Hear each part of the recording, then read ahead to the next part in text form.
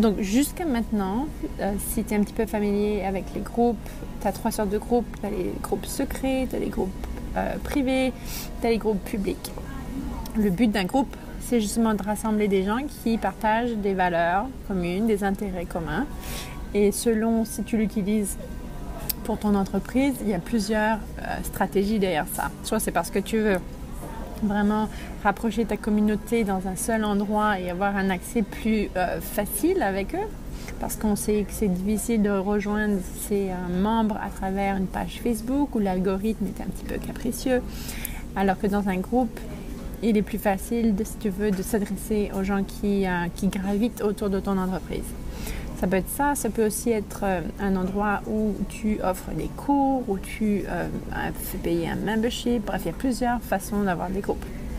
Mais voilà ce que Facebook nous a rappelé au début du mois. C'est qu'en fait, la priorité va vraiment être de d'abord retrouver la confiance des consommateurs Facebook, mais surtout de rassembler les gens dans des endroits où ils se sentent plus en sécurité. Alors par exemple, il y a 3 points qui vont vraiment changer au niveau des groupes. C'est le sens de la communauté, le sens de la sécurité, enfin de l'intimité, on va dire. Et la troisième chose, c'est l'accessibilité. Donc tu risques de voir dans les prochaines semaines, et peut-être certains d'entre vous le voient déjà, mais tu vas avoir carrément une section de ta page Facebook qui va être consacrée au groupe et où tu vas voir tous les groupes où tu es les plus actifs, comme un fil d'actualité des groupes. Pas exactement comme ça, là, mais ça va être beaucoup plus accessible quand tu arrives sur ton application, sur ton téléphone. L'autre chose au niveau de l'accessibilité, c'est que quand tu regarderas une vidéo, par exemple, tu pourrais avoir justement comme une offre, une invitation à rejoindre tel ou tel groupe basé sur ton comportement, du type de vidéo que tu regardes.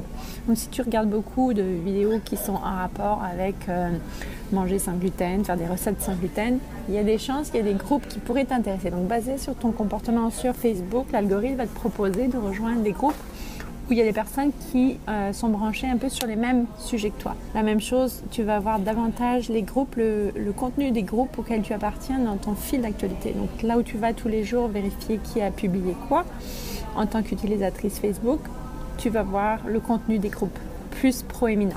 Maintenant, au niveau de la confidentialité, l'intimité, bon, restons entre nous, là c'est clair, à partir du moment où tu es en ligne, il n'y a pas vraiment de confidentialité.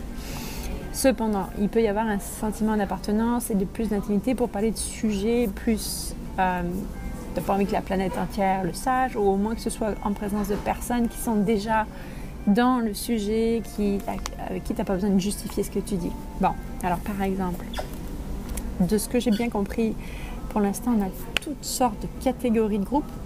D'ailleurs, il y a plus de 10 millions de groupes sur Facebook, tu te rends compte?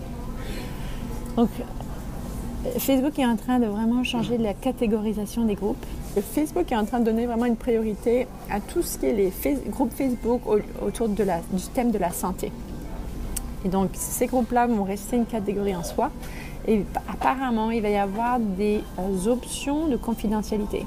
Autrement dit, les personnes qui veulent poser des questions pour lesquelles elles se sentent embarrassées par rapport peut-être à des comportements ou bref, des choses que tu n'as pas envie de dire, tu ne veux pas que tout le monde sache pourquoi tu poses cette question-là. Je ne sais pas moi, par rapport au suicide, par rapport à des addictions, par rapport à toutes sortes de choses.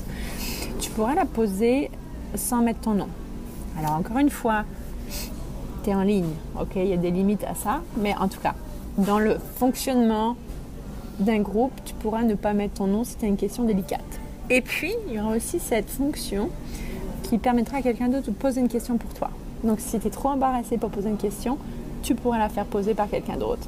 Donc, pour les entreprises qui développent leur image de marque ou vendent leurs produits, leurs services en ligne, évidemment, les groupes vont être encore plus, je dirais, tricotés serrés.